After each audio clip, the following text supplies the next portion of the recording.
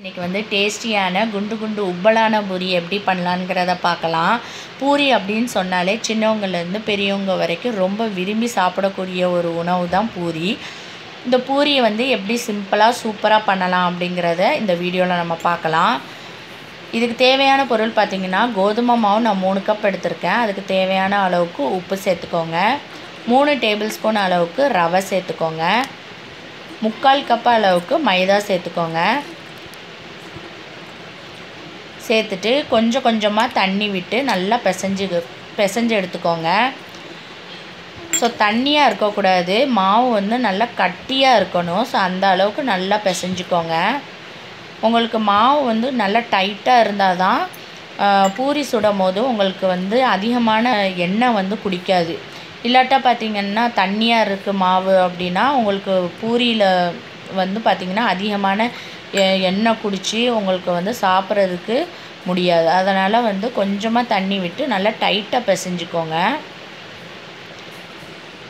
So இந்த மாதிரி நல்லா பிசைஞ்சு ரெடி பண்ணி வச்சுருங்க. இப்போ இதில் 1 டேபிள் ஸ்பூன் அளவுக்கு எண்ணெயை வந்து மேலே லைட்டாக தடவி விட்டுருங்க.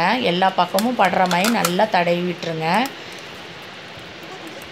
இப்போ தடவி விட்டதுக்கப்புறம் ஒரு மூடி வச்சு ஒரு அரை மணி நேரத்துலேருந்து 3/4 மணி நேரம் வரைக்கும் நல்லா அப்படியே விட்டுருங்க. நல்லா ஊறட்டும். ஊறினதுக்கப்புறம் நம்ம வந்து பூரி வந்து சுட்டு எடுத்துடலாம்.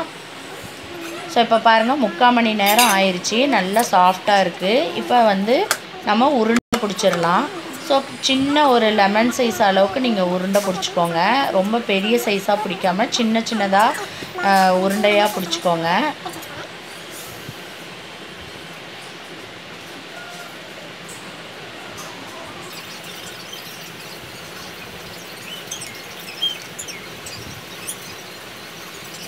இந்த மாதிரி எல்லாத்தையும் நம்ம உருண்டை பிடிச்சாச்சு. இப்போ இதை வந்து சப்பாத்தி கட்டையில் நல்லா தேய்ச்சி எடுத்துக்கிறலாம். கொஞ்சம் நல்லா திக்காகவே தேய்ச்சிக்கோங்க. அப்போ தான் வந்து உங்களுக்கு நல்லா உப்பலாக வரும். ஸோ மாவு கொஞ்சம் காஞ்ச மாவை நல்லா போட்டு இந்த மாதிரி தேய்ச்சி எடுத்துக்கோங்க.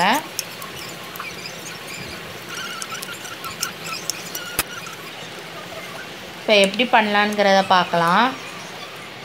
கடாயில் எண்ணெயை நல்லா காய வச்சு நல்லா சூடானதுக்கப்புறம் தான் நீங்கள் வந்து தேய்ச்சி வச்சுருக்க மாவை ஒன்று ஒன்றா போட்டு பூரி சுட்டு எடுக்கணும். ஸோ இந்த மாதிரி ஒன்று ஒன்றா போட்டு நல்லா சுட்டு எடுத்துருங்க.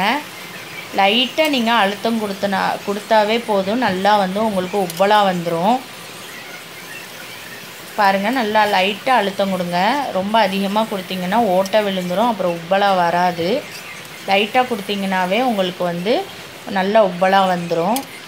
ஸோ அவ்வளோதாங்க, டேஸ்டியான பூரி வந்து ரெடி ஆயிடுச்சு. இந்த பூரி வந்து பார்த்திங்கன்னா பூரி மசாலா கூட வச்சு சாப்பிட்றதுக்கு ரொம்ப நல்லாயிருக்கும். அப்படி இல்லைன்னா சிக்கன் கிரேவி வச்சு சாப்பிட்டு பாருங்கள், ரொம்ப டேஸ்ட்டாக இருக்கும். ஸோ கண்டிப்பாக ட்ரை பண்ணி பாருங்கள். இந்த வீடியோ உங்களுக்கு பிடிச்சிருந்துச்சுன்னா லைக் பண்ணுங்கள், ஷேர் பண்ணுங்கள், மறக்காமல் சப்ஸ்கிரைப் பண்ணுங்கள்.